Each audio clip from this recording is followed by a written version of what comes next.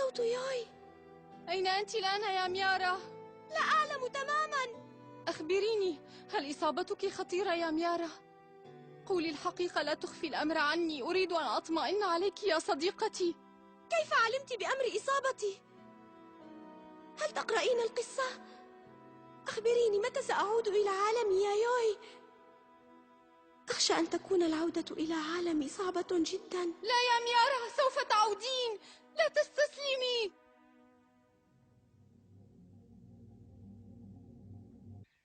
ميارا!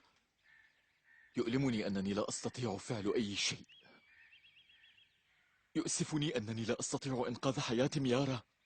عودي إلى بيتك يا ميارا، فكري في طريقة ما. لا يا يوي، فات أوان ذلك. لا، لم يفت. علينا أن نحب الحياة لنستطيع العيش. أصغي لأصوات من يحبونك. أصوات من؟ إنهم ينادونك. كنت قوية يا ميارا، لا تستسلمي الآن. اسمعي أصواتهم.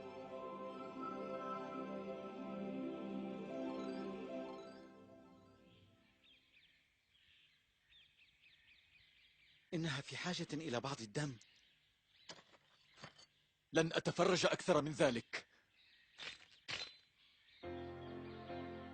سنريق الدم على جرحك، فقد يحمله السوزاكو إليك ويدخل إلى شرايينك.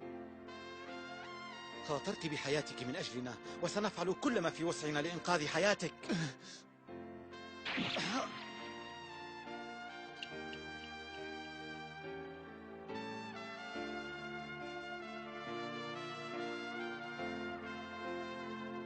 أشعر بدماء دافئة تسيل داخل عروقي. تغلب ميارا. على الضعف يا ميارا.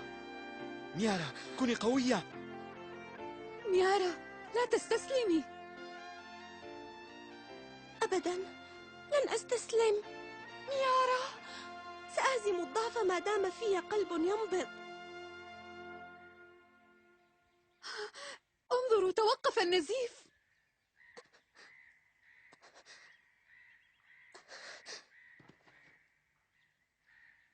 تاماهومي،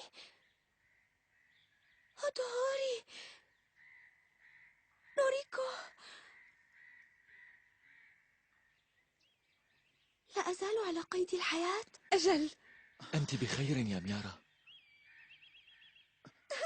هل أنا في حلم أم في حقيقة؟ أنت تضحكين الآن وكأن شيئا لم يحدث. ميارا، أنا سعيد، انزاح الهم عن كاهلي. لا داعي للقلق يا جماعة، كنت أعرف أن هذه الفتاة كالقطة ب7 أرواح، لا تموت بهذه السهولة. أنا وأنت والزمن طويل. نوريكو ضمدت جراحك وكانت قلقة عليك. نعم أعرف ذلك، كنت أسمعكم أنتم الثلاثة. منحتموني القوة، بمساعدتكم بقيت على قيد الحياة. لن أنسى لكم هذا الفضل أبدا.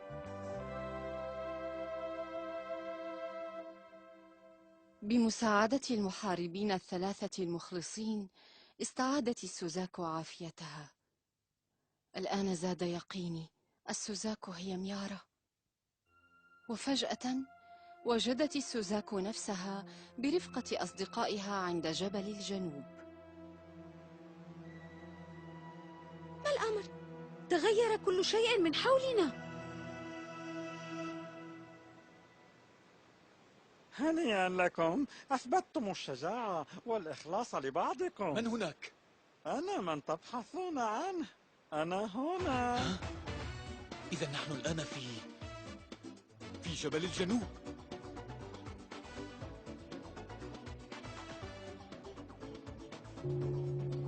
أهلا أهلا يا ميارا، أو علي أن أناديك بالسيدة سوزاكو؟ إذا هل أنت تايكوم؟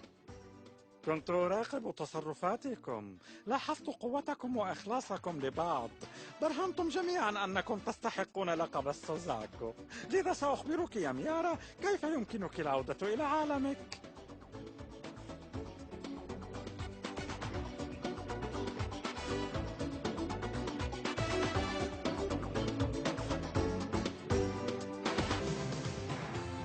جميل أن نقطف ثمار تعبنا بعد عناء عمل طويل.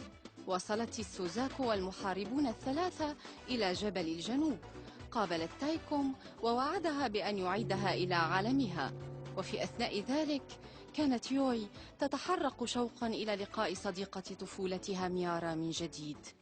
في الحلقة القادمة، العودة إلى الوطن.